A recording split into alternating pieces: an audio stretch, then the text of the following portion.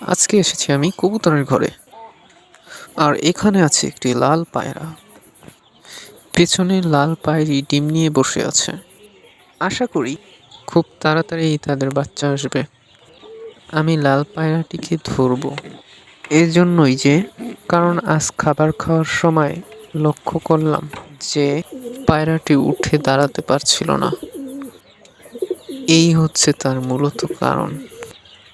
পায়ে কিছু জালের সুতা পেঁচিয়ে আছে। এখন এগুলোকে ছাড়ানোর জন্য আমার প্রয়োজন একটি কাঁচি। কাঁচি দিয়ে খুব সতর্কভাবে আস্তে আস্তে সুতোগুলো কাটতে লাগলাম। পা দুটো খুব গরম হয়ে আছে।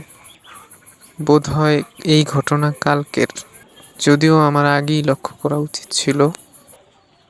পায়ের এই আঙ্গুলটায় খুব আগে থেকেই একটা ক্ষত ছিল। এখানে অনেক দিন যাবত একটা সুতা আটকিয়েছিল। এজন্য এই পায়ের আঙ্গুলে খুব গভীরভাবে একটি ক্ষত হয়ে গেছে।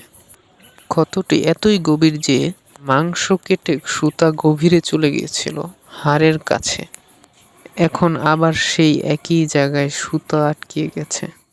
এমনটা সহসায় হয় না। এই কবুতরটি শুধু সুতায় আটকিয়ে পড়ে।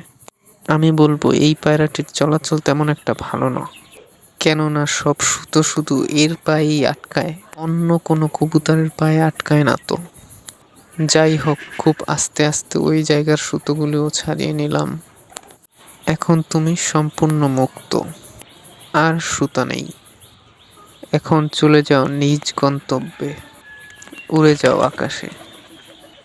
আবার দেখা হবে পরবর্তী কোনো এক সময়।